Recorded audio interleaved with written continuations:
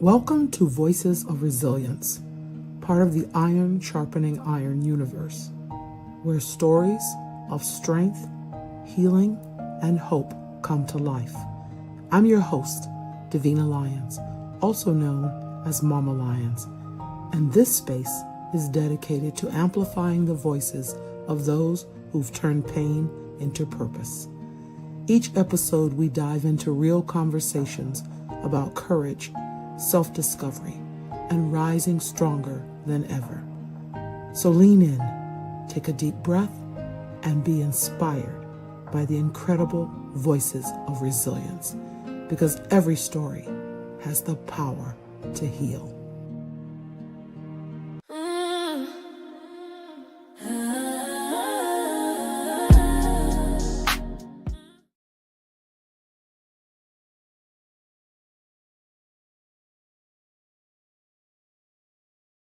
Where real stories meet real healing. I'm your host, Davina Lyons, also known as Mama Lyons. Today's guest is a powerful reminder that even when life strips everything away, your voice can still carry you forward. I'm honored to welcome Eternity Echo James, a performing and teaching artist, spoken word poet, author, mystic, and community curator whose work is rooted in love, healing, and fearless expression. After surviving a traumatic car accident and experiencing homelessness for several years, Eternity transformed pain into purpose, using poetry, music, and emotionally safe spaces to help others reconnect with their stories. She's the author of 6 poetry and prose books, including her newest release, Eternal Love Complete, and the creator of Fearless Fridays, a monthly open mic in Phoenix dedicated to courageous self expression. Her personal truth is simple yet powerful. Your story is your power, and it deserves to be heard. Let's welcome Eternity Echo James.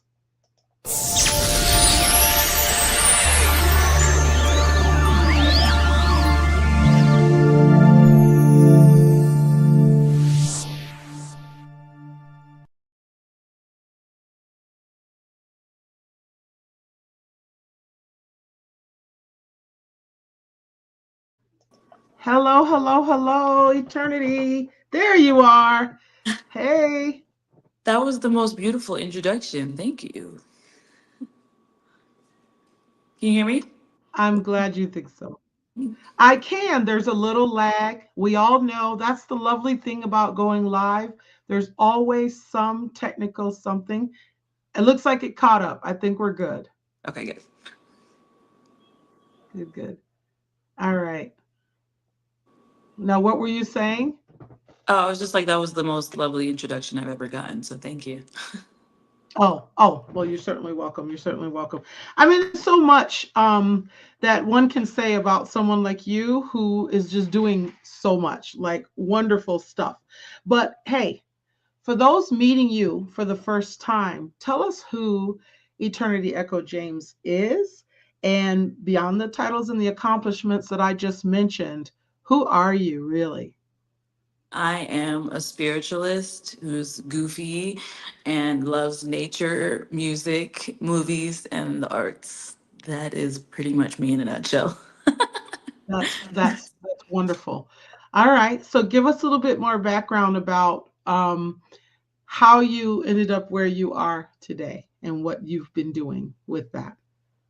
I'm in my 30s now, and I'm in a place of surrender. And I would consider myself a free spirit. So bringing coming here to Phoenix was definitely spirit led, and I've never been here before, and I love it. I started looking for an apartment at the end of September when I finally got my disability approved. And prior to this, I was in the Bay Area, and I was a teaching artist out there.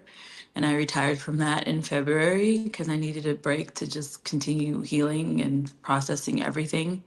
But California was always on my heart for many years, and I didn't listen to that gut feeling when I Okay. was 19.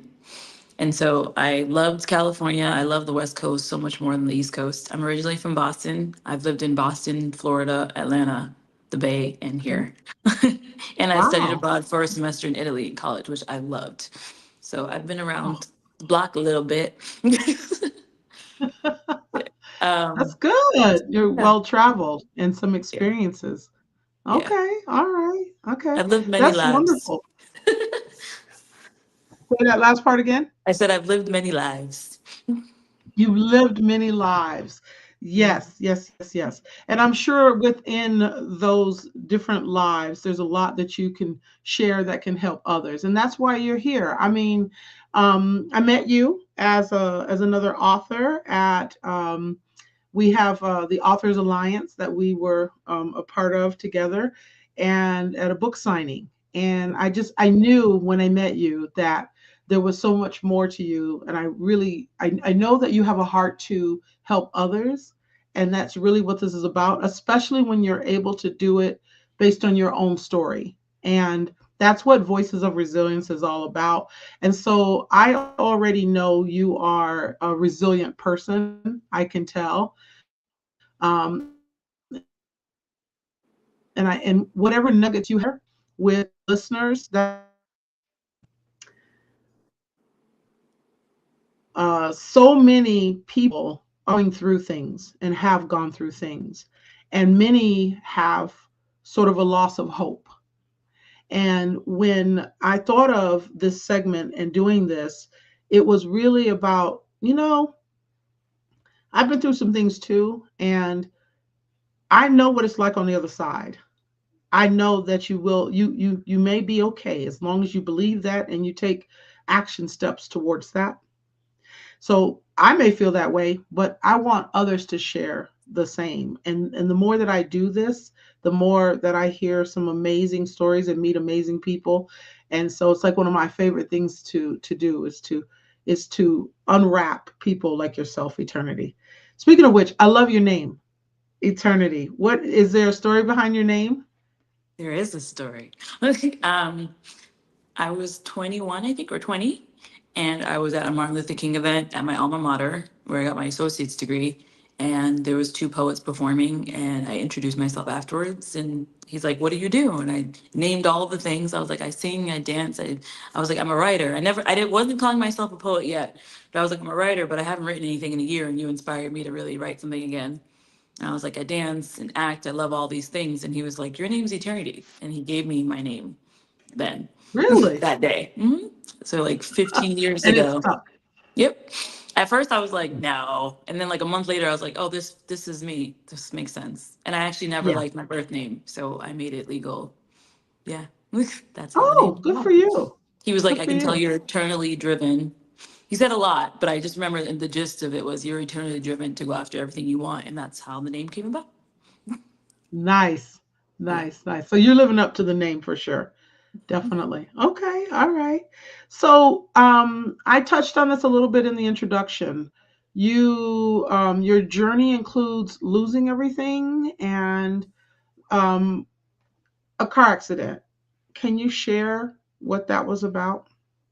I was living in Atlanta. I was an artist there too, of course, and I was a nanny part time, and I was taking this beautiful little boy from daddy's apartment to mommy's apartment, and someone took a red light and T-boned us. I was making a left-hand turn at the light, and she took the red light, so she hit me at full speed. Us.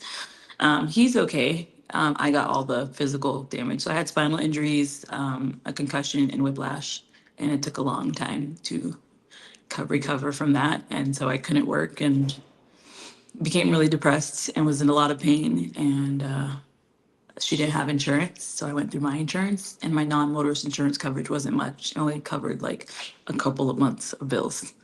So my back just got worse, and I just my lease ended in January, which was 2 months after the car accident, November of 2022. And Mm. so a nice soul was let me live with them for 6 months while I figured it out till I could get to California, which was the goal. And yeah, I drove across country from Atlanta to California with a messed up back, with a mission. And my fans and people online were literally putting gas in my car the entire way. And I lived out of my Oh, car. that's Yeah, good. I documented everything. I asked for support online, and they showed up. And I lived out of my car for a couple of years in And that's still California. on your YouTube, It's on my Instagram actually. I on didn't your start Insta. posting more on Okay. YouTube till last year, honestly. People have been asking me for years and I didn't do it. So now I have a bunch of shorts on YouTube here and I love it here. But yeah, it's documented on my Instagram and stories. Maybe I'll make a YouTube actually clip of that, of the journey of commuting now that you said that. But yeah, Yeah, the because summer. as people get to know you and they can go back and they can see that backstory. And it was, I didn't realize you, all of the things that you're doing, a lot of what you're doing, you were doing prior to the accident. Hmm. And so that, wow. So really, you had to be intrinsically motivated to continue to get back, even though you had the injuries. So that put you in a situation of homelessness. And how did you manage that? uh, Day by day. A lot of Hmm. prayer. I spent a lot of time in nature, of course. Um, I showered every day at the gym and I went for a walk outside, a short walk outside. Some days were easier than others, but my really good friends and my determination to get the life that I envisioned kept me going. And Hmm. at this point in my life, I'm prioritized protecting my peace. So I tried to have roommates. That didn't work. And I was like, That's a big no. I can't be around people that drain my energy. Like I worked with children. So it's just like when I come home, I want that to be my peace. And my car was my peace.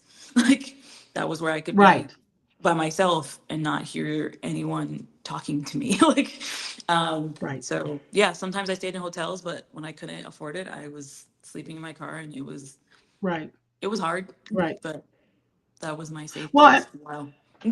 I think it's important for people to hear this because, there are people out there right now in the same exact situation.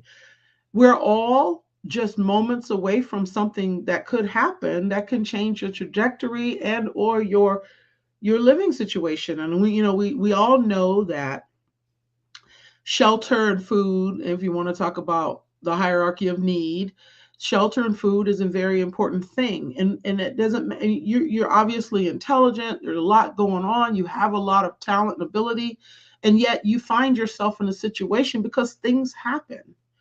And sometimes these things happen, and it's, of course, when you're in the midst of it, it's not something that you can see, the silver lining and all that. But certainly there's a certain type of person, my favorite word, a resilient person will find their way out of it, or they'll at least find something within it, because you got to go through it, but there's something within it that builds you and helps you be stronger. It's not about the falling, it's about the getting up. And the getting up part for some people, you mentioned depression, that's real. That's real. And so through that, how did your going through it reshape who you are? I feel like I became a whole new person, honestly. Like I remember even thinking back then, like I will never be the same ever again. But I still know that I'm gonna be the wife and mother one day and artist that I desire to be. I just remember thinking that to myself. Like I Yeah. couldn't dance like I used to. I couldn't even walk without breathing heavily like I used to. But I just knew I had to get to the other side of it. I just kind Okay. of always try to keep that light on, if that makes sense. Hmm. That make it Yeah, through. it does. And you had support. You said you had people that helped you like get across the country, and you had, because you already had sort of a following. So I post more on Instagram, and I Mhm. literally posted like, I need to get to California, and I need you guys' help. And people who had either seen me perform or saw me online were literally sending me money the entire way to get there. That is so wonderful. And I think It really is. yeah, and a couple months prior, before I left Atlanta, I met with, I was looking at different organizations in California that were similar to what I wanted to build, which is a multi-art studio.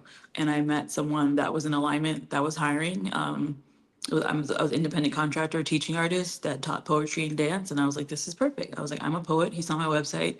He liked it. So I interviewed with him and I met with him like maybe like a couple days after I got to California. Found a chiropractor, applied for food stamps, like did all the things, Yeah. and yeah, Yeah. um, Did what you needed to do. yeah. Yeah.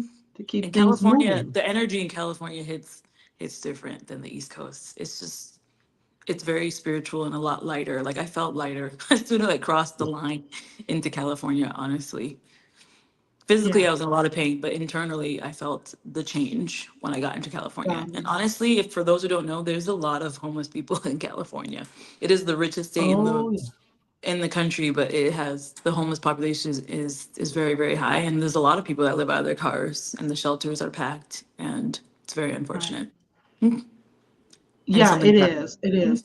And being an East Coast transplant to the West Coast and changing and shifting the culture. I know I was born in Connecticut. I grew up okay. in the East myself.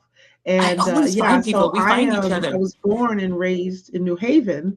Okay. But my mom had to leave, and we had to leave because of her own. She was escaping domestic violence, and I was only 11. So in that transition, ending up in Washington State, we went there because my mother's sister was there. Um, it was a culture shock for me. It was a huge culture shock. I had grown up in what I considered a concrete jungle. I had, was not afraid to be out there running around and doing stuff. Looking back on it, I think my mom really saved me in the sense of getting out of there because of I probably wouldn't have been the person I am today if I had stayed, and even family members who have said that. Um, just because I remember being an angry little girl and one that would fight at the drop of a dime and was just out there trying to be. And I look back on that now, and then when we moved to Washington State, it was so I mean, I had to deal with the racial stuff, just the change, because I had been around only people of color, and then I'm thrown into I'm one of five black kids in a whole school. So that's a whole Mhm. nother podcast episode. However, um, I learned, I think I really learned how to navigate people and understand as I got older how to represent myself in a more favorable light. And I grew up a little bit, but um, I say all this to say that, whoever you are, whether you're here or there, whoever you are internally, whatever gifts and talents you have, they will surface. Your environment definitely is important. Um, and yeah, the vibe is much more relaxed in the West, so to speak. Yeah. For And now I'm in sure. Arizona. That's another story. Uh, and now you're in Arizona, right? It's more affordable, and I'm still on the Say West that. Coast. Yeah. Yeah, Yes. Yes. I have friends that have 5 or 6 roommates, and they pay what I pay for my apartment. Like, Oh it's a yeah. no for me. I don't want to live with That's people. yeah. The only Right. people I Right. always said, I'm like, the only people I want to live with moving forward is my future partner, kids, and dog. Like, Right. that's it. Understood. Absolutely understood. Yeah. Yeah. Yeah. Yeah. By the way, Yeah. I love I'm. that you go by Mama Lions because I call myself Mama E. Like I have my Oh spiritual really? kids. Yeah, my kids that I used to teach and my mentees that are my babies. I was named by my students, Mama Lions. Absolutely. Yeah. I had a whole. I taught in the Gila River Indian community, and all of my students called me Mama Lions for a few years, and so that really stuck. And the heart behind it means so much to me. So I embrace that title. Thank Yeah. you. And by the way, I So want to now some touch of on. my current students are seeing this, and then they call me Mama Lions now too. Oh, that's sweet. All good. You said you had a culture Yeah. shock when you moved, but you were 11 years old, so that was a pivotal time. That was going through adolescence and puberty. Fun. Absolutely. Absolutely. And the environment was just so much slower for me. I used to talk about how slow people talk, even. Like, you know what I'm Yeah, saying? I can. Like, Yes, I'm from the East Coast. I'm from Massachusetts, and when I moved to Florida when I was 12, going on 13 to Florida, where it's slow, and they were like, "You talk fast," and I was like, "You talk slow." Right. Like, and I could hear You walk birds slow, chirping you for the talk first time slow, in my you're life. I heard birds chirping for the first time in my life, and I was like, oh, like there wasn't like yeah, cars going all the time. But now as an yeah. adult, I love that. I like quiet areas. I love put me in the woods. Like I love Isn't that the this. truth? Yeah. Yeah, you appreciate those things now. I stopped saying the whole thing about people being slow, but I said it up into my 20s, 30s. Like I Oh was really? like, oh, It took you that long to adjust? yeah, it took me a long time. You know why? Because I'm like this. I want Yeah. everything right now. Like I'm, and I realize that's not a part of the culture here. No. It's, I mean, I didn't live in California. I only imagine it's very laid back there too. But even in Washington State, it's just, they're hugging trees there. They're loving life. They're drinking coffee. It's all like just chill. And I was like, why are people so slow? But anyway, I but that's just a part of the differences in the environment. When I think about people on the East Coast now and how they're the fast pace, and even when I traveled on business and I would go to New York, I would, as soon as you're there, you pick back up on it. When you're in that environment. Okay, this feels familiar to me. This feels comfortable to me because I like quick decisions. I like people to, I like people. I don't run from conflict. I run to it type thing. See, That's a whole you sermon right there. relate. Yeah, Yeah. I don't run from conflict. Yeah. I don't know. I don't want to say I Mhm. run to it, but I get through it. Run through it. I get through it. I get through it. I figure out my path to navigate it. I know how to navigate conflict. I like that better. I like that. How to navigate conflict. I like that. So you describe yourself as a vibrant voice of love, healing, and community, right? When did you realize that your voice was medicine, not just art? The feedback I get from people, I'm emotional thinking about it. The things that people have told me when they see me perform or they read my book means a lot. That's how I knew. Like Yeah. the feedback I received from people young and old, people older than me, like you inspired me to do this and I'm gonna go after what I want. I've met people, I've always asked people if they like their jobs, first of all, when I'm like networking. And one lady was like, I asked her if she liked her current job, and she said no. And I said, well, what do you want to do? And she goes, oh my God, no one's ever asked me that in 20 years. She was in her 40s and she hadn't thought about what she wanted to do for 20 years. And I still remember she said she wanted to be a farmer. And I was like, so what's stopping you from being a farmer? And she was like, like she just like processed it and was like, I should go do that. Like, so yeah, the feedback I receive from people about it, I learned that sharing my own personal story allows people to embrace their own and Mm. that I'm relatable. Like I speak in layman's terms, so I make it simple, and people are like, "Oh, like if she can do it, I'm gonna do what I want to do." Or they've Mm. been through something similar that I've been through, and that helps them to like turn on a little light bulb up there. So yeah. Mm-hmm. You show them possibility.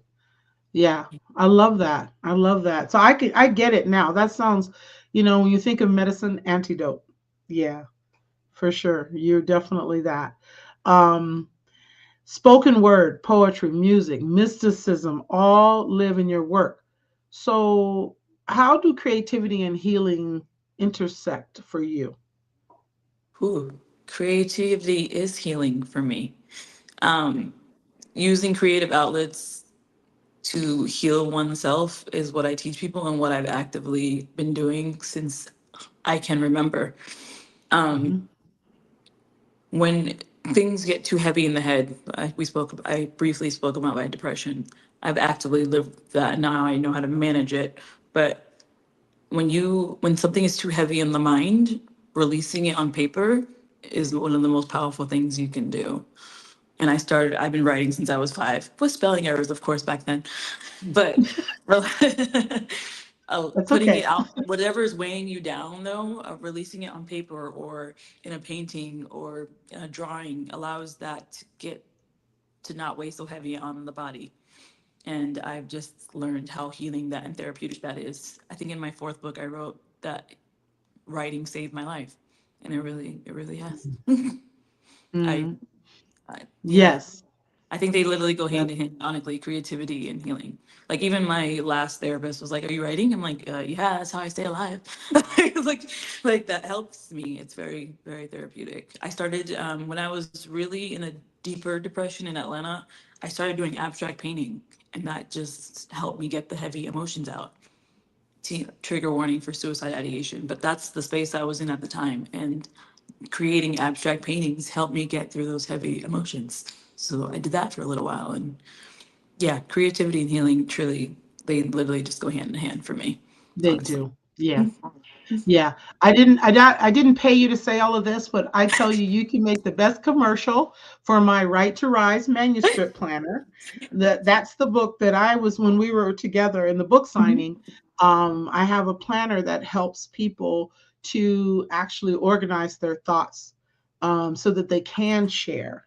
Yeah, because I don't know. I tell this story all the time, but real quickly, I was in an anthology for women telling about some of my childhood trauma and things that I experienced. And when the book was published, there were 19 women. When the book was published, it was called The Lemonade Stand. I got feedback from people that said, well, there's a whole lot of lemons, but not enough lemonade. And so, right? And so, I'm like, so oh, that, yeah, like that became a thing for me in life that when I tell my story, I am very now aware of it's not just enough to share my story, but I need to share how I overcame my story, you know? And that's what I would I think when you write and you're doing your and I've heard your poetry, I've read some of you're doing that. You're helping people overcome through your messages. That's a skill. That's something that has to be, people need to know cuz listen, you can run across people all the time that want to tell how horrible their life is or has been. um, my thoughts when I'm listening to people, especially if I'm meeting them for the first time, if it's not, well, what are you going to do about it? Is what did you do? You know, where are you today? What do you think So through my own framework, I've come up with a way to help people as you're sitting down and planning to write, to do that. um, and I think what you've done is you have proven that writing is healing, very healing and cathartic, because you've produced already how many books again? Five, six, six. six. You did your latest one is your sixth one. Mm-hmm. All right. Yeah. And we will share for listeners, we will make sure we share all of the contact so that people can definitely connect. And I want them to buy your books. I want them to share this episode, get the word out there. Eternity Echo James. Yeah, six books. Eternal Love Complete. That's your most recent book. All right. Yes, it's an What is ebook. that about? It's an ebook. Okay. It's about my journey of healing from a karmic relationship and falling in love with someone else in the past and falling in love with myself. And it has some 90s humor in there about my journey. Um, yeah, it's about falling in love, falling out of love, and falling in love with myself and embracing all of who I am and the Nice. experiences that I've had in relationships. There's a piece dedicated to my son in there. He's my chosen son. And yeah, it's just about encompassing all my loving relationships and who I am now in this journey. Yeah. Yes, because love isn't just romantic relationships, right? It's Correct. it's it's family, it's familial, it's everything, right? Yeah, that's I cool. So think I'm life is definitely all looking about forward to getting relationships. there. So I talk a lot about relationships in my books, like and the importance of having a healthy relationship. And yeah, like I said, there's some 90s humor in there about when I stopped caring about someone. Okay, okay. I want to see that. I want to read that. Um, your personal motto is your story is your power, and love out loud. And love out loud is also the title of one of your books, right? Correct. Uh huh. In my Yeah. podcast. Okay. What does loving out loud look like? What is that? What is that? In everyday life, what does that look like? That looks like being your most authentic self in interactions throughout the day. It means loving yourself out loud, like taking a shower. Getting out of bed sometimes is the hardest thing to do for a lot of us. So, getting out of bed and brushing your teeth, taking a shower, making yourself a meal, those are, I consider that loving out loud. Taking the time to journal is loving out loud. Saying hello to my Mm, neighbor and checking on how he's doing, that's loving out loud to me, sincerely. A lot of times people say, "How are you?" to be nice. I've said in the past couple of years, I'm not nice anymore. I'm kind. Because nice is fake to me. Like, because a lot of people ask, "How mm, are you?" but they're actually not listening to the response. They're just saying it to be nice. It's a greeting. How are you? Oh, fine. How are you? But I I'm like that. neurodivergent. I'm neurodivergent, so I'll actually tell you how I am. We'll tell you how we are, and sometimes you can see that no one, they're not listening to the response. They don't really actually care. Like, so that's why I say I'm kind and I'm not nice, because I really do care for people, the well-being of others. But yeah, loving out loud means showing love to your neighbor out loud, however, like, and seeing how that person needs to be loved, especially in your intimate relationship. So in your if you're in a relationship or in your friendships and family, how are you loving them? Are you loving them how they need to be loved or how you think they need to be loved? So listening to Mm, people and seeing what they need to feel loved, because some people, they'll say it, but does that person feel loved by you? So loving out loud means actually listening and putting into action what someone in your life needs to feel loved is loving out loud for me. And I say your story is your power because no one can tell the story better than the person who's lived it. That's what I believe. So that's kind of mm. my mission statement. I want to put a pin in everything you just said. You just taught me something. Um, the difference between niceness and kindness. I've never heard that. In 60 years, I've never heard that. So thank you for that, because just that one statement for me is life changing, because as I move forward, I can't unhear what you've just said. And it's going to help guide me better in how I relate to people, because there is definitely a difference. And sometimes we are nice out of obligation, maybe, or we think we're right. And for someone like myself who believes in authenticity, that is that's a powerful bomb you just dropped. For real. Um and anybody listening, if you really think about it, how often are you nice versus kind? That's powerful. Wow, wow, wow, wow. And then all of the stuff about loving out loud. I mean, I love that you talk about self-love. Like really you're talking about what you do for yourself as well. And I think so many people don't care for themselves as much as they do for others. Once again, out of some obligation to be a certain way because it's expected, maybe. But man, so the order that I heard you say that in too, you said you was, and correct me if I'm wrong, in love and then out and then in love with yourself or something, not maybe Yeah. something like Yeah. that. So like there I was fell this in love. pattern. I fell out of love and I fell in love with myself again. And I created a new me. I learned the word karmic a few years ago when I was in Atlanta. And we meet people sometimes to learn how to love ourselves, to challenge us. Mm. I think, some people are meant for a season. And sometimes we try to make seasonal people permanent, and that doesn't work. And I'm very Oh my guilty God, of that. eternity. You're like, there's bombs. Sometimes we try to make seasonal people People, permanent. I'm so glad this is being captured. Like, I see why people want to hear you speak. I mean, so true, so right? true. And like when I'm you meet sorry, and I someone who hope I didn't. like, I just, no, that's okay. No, I love the dialogue. girl. Sometimes, yeah, when you meet someone you connect with, you're like, you don't want to let them go. And we get, what's the word I'm looking for? Possessive of people. And we don't own people. You just have to. enjoy the journey while they're there and make the best of it. And then sometimes people are no longer in alignment with you and you have to let them go. And I had to learn that the hard way.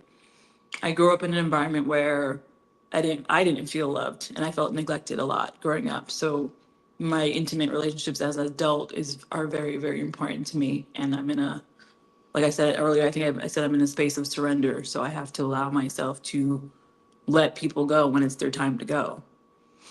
I think Mm, I'm doing a better job at that as I go through more things. mm. Wow. Yeah, I mean, that's hitting so close to home that I'm sitting here going, wow, I I get it. I get it. I mean, you're teaching me even in this moment about that. I was recently having a conversation with someone where I had identified the same similar thing in that we have a joke at my job actually about me one time in a staff meeting because I'm a middle school teacher full time. Um, about I like recognition. I like, and so at work I always tell them, I want that at a girl, and so that's kind of the joke. Because a lot of people will say, "Oh no, I don't want the attention." Don't. And I used to kind of judge people when they were like that. Like, what's wrong with you? Why don't you want attention? Why wouldn't you want attention? And I realize and respect that people are all different, but um I was talking to someone and I said, I think I've identified that because I just didn't get enough atta girls from my mom. I didn't get enough growing up. I was always trying to impress her in everything I did in school, right? You Hmm. get it. I was the same. I didn't get the attention that I wanted as a child, so as an adult, oh, I'm going to take it all. But Yes. it took time for me to And embrace that, like, because there was points in my life where I hated hearing the sound of my own voice. It took time to learn how to love the sound of my own voice and appreciate and accept the recognition that I was getting mm, and receive it in love. yeah, yeah. Earlier you said, earlier you said something about loving. Some people love others, but they don't really love themselves. I'm paraphrasing. And I actually met Yes. someone recently who said that. He'll pour into all these people. He goes to the same bar, the same cafe, and he'll give them great tips and gives them. But he literally admitted to the fact that he doesn't love himself. And I was like, I was like, I recently saw a video of Maya Angelou saying that I don't trust people that say they love me, but they don't love themselves. And Mm, I mentioned that to him, and he was like, yeah, good for her. But it was like, and I was like, yeah. but I lovingly said, I looked him in his eye and I was like, I hope you get to a space that you learn to love yourself. Because that is, I think, one of the most powerful things you're ever doing in this life. But I just Yeah. remember him being like, he's okay with that. He's okay with the space that he is in his life and who he is. But I just think it was so sad. But I also appreciate his Yeah. honesty and authenticity, though, in that of where he is. Or maybe he just hasn't seen what it's like to love himself yet, to actually I don't think understand he what. has. Right. So he doesn't know. It's like he can't miss something that he doesn't have or has not experienced maybe. Right. Um I think one of the greatest realizations I had, I was married for many years, and in that relationship it was, there were things that did not go well, obviously, but I think the day I realized that when people are able to self-destruct, and I watched him self-destruct, he doesn't love himself. So, how can you expect someone to give to you what they don't have for themselves? And we hear a lot now the whole analogy or metaphor of the cup. If your cup is empty, you have nothing to pour into someone else, right?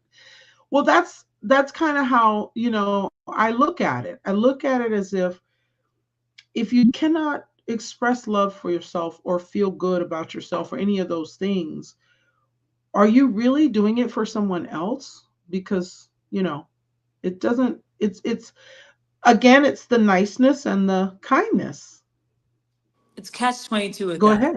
because I've been in a Yeah. space where I don't think I fully love myself, but the love I wanted from other people, I gave outwards. If that made sense. Okay. I poured into a lot of people to the point where I did lose myself.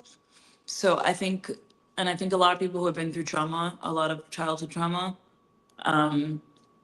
we don't, a lot of us, because the saying, heal, um, what's the saying? Hurt people, but sometimes Hmm. hurt people heal people. And I've been in that space. I have healed Hmm. people, but I was hurting and they didn't even know. Like, so there's a lot of Mm. there's people who live with a lot of hurt, but we don't want other people to feel that hurt. So we'll pour into you so you don't feel the pain that we feel. And Mm. something, The two can exist together. yeah, The two can. Someone in the comments says some people don't know how to love themselves. that part. Don't know how. Hmm. Hmm. I agree. Some Yeah. people don't. Yeah. We're not, a lot of us aren't And taught what it. does it You have to learn mean? it. I think What it has to be taught. the next question is, what does it mean to love yourself? What does that really mean? That means to choose you over anybody else. That means Mm. doing the things that make you happy, even if it makes other people unhappy. That's what I think that means. Mm. Okay. Definitely can see that aspect of it. I think that the way I've thought of it as I've evolved is that it is definitely about choices that we make, right? And so for me, I had to really break it down for myself and say, every morning when I wake up, I have two choices, life or death. And that sounds so bleak, but No, it's if real. I think in terms of a continuum and I'm right there in the middle, I can go left or I can go right. The choices I make all lend to whether or not I move on that scale, left or right. If I make positive choices, that to me is life. If Mm, I avoid toxicity, that's life. If I'm kind, that's life. All those things are life to me. right. But then the other side of it, is I can make choices that can cut people down, be negative, bad karma. I can do so many things that to me lend towards death. It's dying inside. Right. You So know, yeah, I think loving yourself also has to, most importantly, is embracing the dark and the light that you have within you. A lot of times we avoid the darkness, like, but you have to sit in it for the light to come back on. You have I to embrace like both that. sides. Is that about being honest with yourself? Yes, a lot of people lie to themselves. Like a lot of I people say have in I'm the past. okay when they're really not okay, and that's not going to help you be okay. I don't believe in that. I don't believe in toxic positivity. I believe it's okay to not be okay because that's the only way you're really going to get through it if you acknowledge the fact that you're not okay in a moment Yeah, to your really voice is face that. faded out a little bit. Can you Oh, I'm repeat sorry. that part? You don't believe in toxic what? Positivity, toxic Oh, positivity. toxic positivity. Positivity. I think like Absolutely. sometimes if you say you're okay and you're really not okay, I don't think that's actually going to help you to get through a difficult space in your life. I think it's really important to honor if you're in a space where you're not okay, because that's the only way you really get through it is if you actually sit in the darkness and face it. Acknowledge that Another it's very real. powerful statement. So true. Right. So true. That's the only way I Um, was able to get through mine. I had to sit in it. I had to you cry. had I to. had to sit with myself. And it wasn't until I was 30 that I realized something that I'd went through my entire life with my mother. I didn't even realize it until I was away from her. Like at 30 years old at the time and like, oh, I don't like that. Like that makes me feel like crap. Like and processing that and letting those tears and that pain out of my body. And and I and find giving people permission to do that. That is you brought that up. That's really really powerful. I'm hoping that you join us on the next Ladies Diary because we're going to be talking about love in that way. It's February, Valentine's month. So we're going to talk about love. I believe we have some correspondence that's alluding to that. So I would love for you to be one of the guests. I'm sure my co-host Boss B would agree. You are absolutely perfect for that episode. But anyway, I digress. Thank So you. I just want to plant that seed right now. Please join us for the ladies' diary. Um, I'm looking at comment questions. What does it mean to love yourself? We talked about that. Some people are confused between being in love with self and being conceited. Ooh, I'm conceited. I got a reason. So I just thought of that Oh, that's song. my girl. I know. I know the song. I'm not saying that I name though think it's right okay. now. I think it's Too okay much to have a going on big head there. about yourself. I don't know. I think if you've lived your whole life not loving yourself, I think it's okay to have a big head about yourself. I don't. I think you have to look in So the mirror. conceit is not a bad thing. I think you have to be able to get to space, look in the mirror, and speak affirmations over your life. Say the things that you would tell your kid or your cousin or your best friend. Sometimes we talk to ourselves in a way that we would never talk to one of our closest friends. That is the problem. And so with self love, I literally used to do this. I would have like post-it notes on my mirror and write things to myself. So the way you speak to yourself is also very crucial.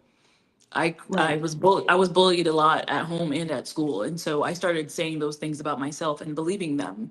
And so you have to, if you've ever been bullied or traumatized, you have to change your language with self and start speaking Mm. to yourself Mhm. in positive ways and speaking over what you want in your life every Mhm. day until you believe it. Say Mm. it until you believe it. Eternity, you are wise beyond your years. I've never heard conceit spun in such a positive way. I I don't think love I it. ever did it before. Conceit and positive affirmations are in the same uh, space. I love that. Uh, because again, it's about other people telling us who and what we are as opposed to us owning who and what we are. Right? Exactly. I love You that. in the That's process of positive. learning how to love yourself, you have to tune out the noise of other people. So, do you think like and love are synonymous, or do you think liking yourself first and then loving yourself? I think those are two different things, but I think yeah, I think you have to get to a space where you like yourself first, because a lot of And people I can't say even that sit with from a place, themselves. I also, I mean, I'm not real keen on knowing exactly what happened with your mom, but with my mom, she always gave me unfavorable feedback. That's just how she was. Like, I don't. She didn't like the locks. I mean, there's just certain things she didn't like. one of the one of the things my mom said to me prior to passing away, maybe within that last year, is that she didn't understand why at my age I would want to wear long hair. That older women don't have long hair. I mean, she had these things in her head that she believed it's okay. And I, So many but generational things that people believe and put it on their kids. yeah, but the things that she would say, I would sometimes it would be, I had to catch myself because it'd be hurtful. Like, because remember, I want to please her, so I wanted her to think I like your hair or whatever. But she didn't. So it was like okay, but the liking myself piece of it was I got in the mirror one day after she said that because it kept haunting me that she didn't like the locks. She's from that generation where this is just too much, too ethnic, too whatever. I'm too old for this, whatever. But I said when I looked at myself, I like how I look. I like how I feel. So that's the beginning of it, right? Hmm. Yeah, Absolutely. that's the I beginning.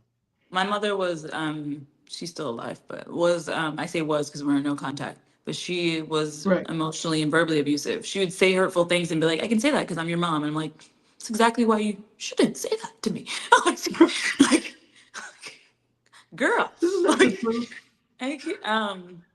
but Yeah. I don't think she ever I don't even know if I can say she loves herself as well. I don't think she ever I know that for a fact that my parents never healed from the trauma they went through. And so who'd they bleed Right. on?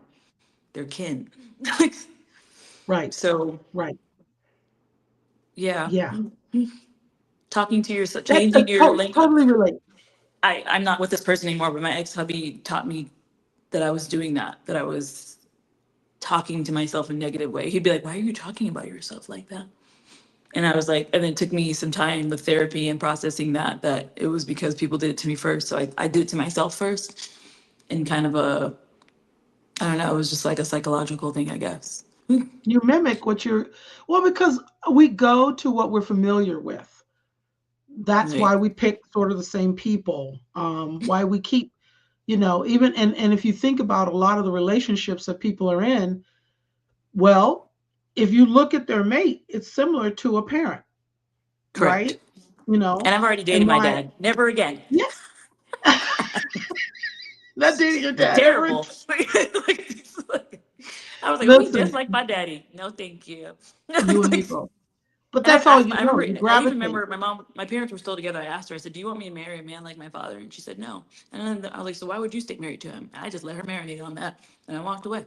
I'm like, people stay 'Cause- for comfort or for whatever reason, but I have no desire to be in a relationship where I am unhappy for the rest of my life. No, thank you. I don't want right. to share space with someone that I hate or, yeah, no. Hate is a very, very strong word. What did Martin Luther King say? That hate is too much of a burden to carry. Yes, yes, yes. But isn't that in and of itself, that realization, a great example of loving yourself, liking and Yes. loving yourself? Yeah. When you come to those realizations, that's where you know, okay, and for people listening, listen, none of it is easy. You have to No, do not the at all. work, right? I promise. I'd be telling people, I'm like, it's not easy. Like, how many years did you take to get over it? Okay, that's just my story, though. I can't tell you it's going to take you 4 years to get over this. It's just a Right, process that you have to honor in your journey, day by right. day, step by step. Absolutely. And we all have different levels of intensity when we're in relationships. And people joke all the time about Scorpios. I'm a Scorpio. We're Girl. intense people. I'm a Capricorn. We're also very, Yes. I've been told I'm bossy, and I'm like, that's why I don't Yeah. like working for people. Like, I don't like people telling me what to do. Like, Well, I mean, but those archetypes are true. We really are. I mean, it's patterns, but it typically does ring true, right? And so that fits into the equation of knowing thyself, right? Because that's another part of it. Loving yourself, liking yourself, knowing knowing yourself, that yourself. right? Yeah, Because the decisions you make, a lot of times, I've had to stop myself from repeating bad patterns. Just in knowing, okay, now if you do this, this is going to happen because this is who you are. Do you ever have that right. self-talk? Yeah.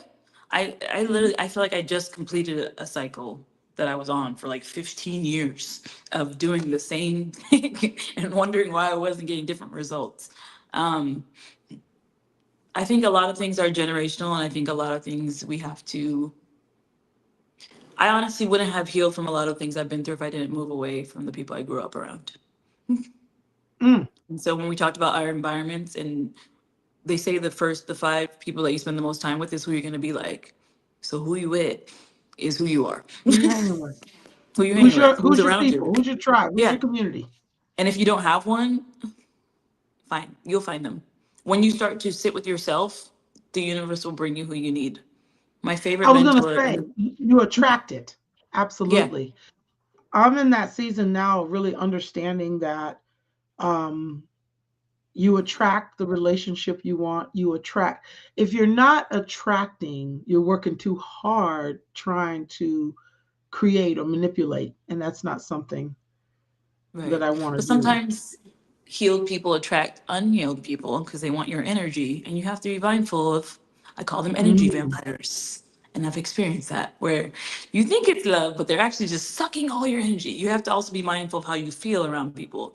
If you feel mhm. drained or angry or sad around someone, maybe you need to spend less time with them. Like, but if you feel joy and you feel motivated to go after what you want, spend more time with those people. Right, right, right. And what you the point you're making is good. I love talking to you, by the way. Eternity, I just love talking to you. It's On been a camera, pleasure off talking to camera, you. whatever. You are my people. I get it. Because this conversation is so enlightening to me. And I hope people are listening, really listening to what's being said, not just to understand, but to understand. This is so much power in what's being stated here. And I think when we operate in a silo, when we're on our own and we're left to our own vices, and we can tell ourselves a lot of things. Um, but the truth is something we need to surface. We need to be honest with ourselves, right? So I'm looking to see what else in the comment I was like, yeah, was here. there ever another comment? Yeah, some people feel they're obligated to love, but really don't like who they are. Mm, Oh, okay. That's okay. You can always yeah, change. Mm, yeah, like the seasons. yeah. Take the We're steps. meant to evolve and, take the necessary steps to get to a place where you like yourself. Hmm. And the first Hmm. step is admitting that you don't. So that's good. And now what can I do to Now get to a what? space where I start liking who I'm becoming? Mm. What's the That's next one of step? my new favorite words is becoming. Um, we Did were you read Michelle talking. Obama's book, by the way? Because it's really I good. did, of course. Okay. Yes, both books. Yes, for sure. Um, yeah, and I think that's when I first noticed the word. But lately, as of 2026, just in January alone, we were talking in a staff meeting at work also about. I think our first New Year staff meeting was about resolutions. I don't like that word anymore. It's Me like I'm neither. not doing that. So I said I'm just focused on becoming. I'm not trying to um, put these obstacles or milestones in front of me that I must hurdle over. I am just enjoying the journey and being very aware, I love that for right, you. of what the universe is telling me. So very good. I like And a that. lot of people are not aware, self aware. That takes time, I Right. think. Yeah. Yeah. Because that takes work, doesn't it? Yeah. It takes work to be self-aware. Um, I don't want to miss out on sharing some things. So you host Fearless Fridays, which is an open mic in Phoenix. Tell us about that because there's some local people that might want to come check you out. Yeah, first Fridays every month, I will be at Downside Up. It's a lounge that is non-alcoholic, so there's mocktails and kava drinks that she creates. Amazing, by the way, so good. And it's just a beautiful vibe. There's appetizers, and you can, if you're a singer or a comedian or a poet, you are welcome to share whatever's on your heart for 4 minutes. And yeah, it's just an emotionally safe space for people to be themselves and share whatever is on their heart with a crowd, What's with the a name of the venue again? downside up. Downside Up. Okay. Yep, if you put Remember Fearless that. Fridays on Eventbrite, the address is there. It's a beautiful, beautiful space. Okay. If you look at my Instagram, Eternity Echo James, there's a little clip of the last show. So it's Oh, nice. I'm happy to be partnered with them. It's two women, they're awesome. Two black women. I love it. A mother and daughter duo that own the space. And yeah, Oh, it's just great. good Well, I'm vibes. personally going to check it out for sure. Yeah. Also, I know your link tree. You have. Well, I don't know if we. I think we'll have a link to your link tree, but you have a lot of different clips or connections there as well, right? Yes, the Like link for the show videos is and there in my link tree, and my website is there with my books and everything. Um, perfect. I offer private readings for people that just want to sit and talk about your spiritual journey. Journal meditation is powerful, as we talked about the power of writing. Yeah. So I help people with that, and yeah, my link tree has everything. It has my interviews from when I was in Atlanta and here Yeah. on the West Coast, and yeah, everything you need to know about me is there. Good stuff. That is so good. That is so good. All right. And what else? I don't want to forget anything. Um, for someone listening right now who feels broken, unseen, or afraid to share their story, what would you gently remind them of? You are enough, just the way you are. You are more than enough. And if no one has told you, you are loved. I Mm. see you, I am with you on the journey, and I love you just the way that you are. Mhm. That is something I wish that someone told me when I was a kid, that you're enough. So if you Mm. feel broken, know that I've been there and I know what that feels like. And I acknowledge that. And I just want you to know that you are enough and you are more than enough. I love that. You work with young people. You mentioned that earlier. I You did. work with young people. You Yeah. did. I taught I poetry think you're from elementary school and high schoolers and young adults. that's wonderful.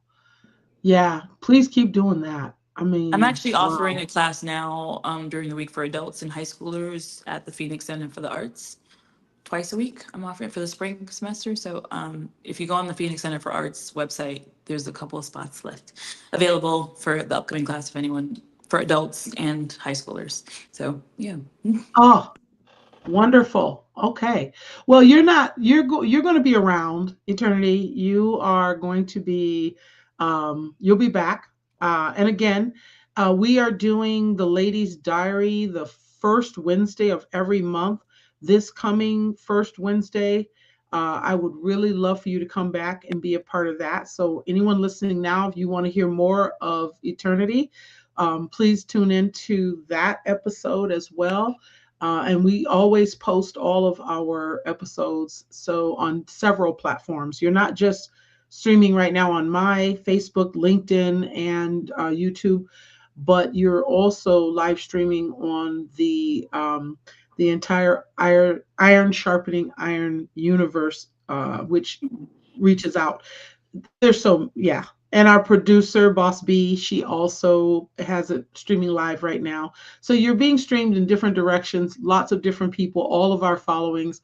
And I couldn't be happier to have had you as a guest. Please don't go away. Stay. I want to talk to you again backstage. But this has been very enlightening for me. I'm glad I can play it back and continue to listen because you dropped some amazing, amazing, just total wisdom. And I can tell you're genuinely this is the space. This is your purpose.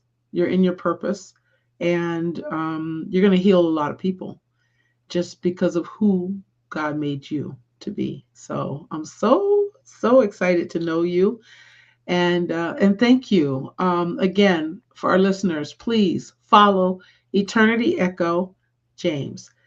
Read her, get her books. Check her out in person if you're local. If you're not, give her some love.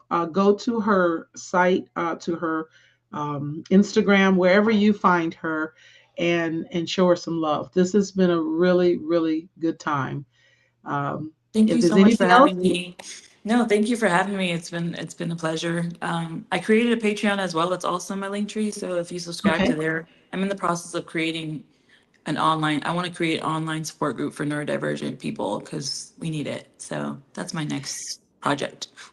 okay, So, okay. thank Well, we'll you. be there with you to anything that you're rolling out. Please introduce it. I know I heard you say you're neurodivergent, and I feel like that's another area that we could talk about. There's so much we could talk about, but you'll be back. You'll be Yes. back for sure. Thank you for Right? having me. It's been a pleasure. Uh, You are so welcome. I'm so excited. Just hang in there, and I'll be right back with you in just a moment.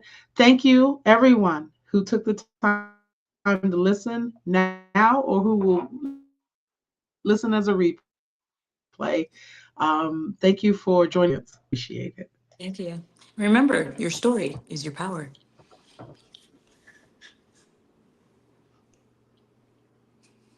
That's right.